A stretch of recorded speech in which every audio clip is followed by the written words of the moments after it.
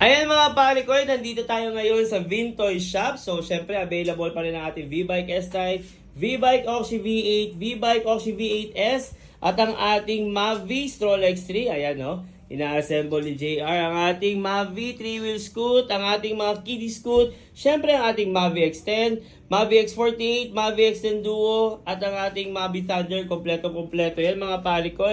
At syempre, nandito ang ating Ostron M6 Max. So, ang ating Ostron Mega is nasa warehouse. Hindi lang siya na-display dito. Ayan, may mga helmet and scooter bag tayo.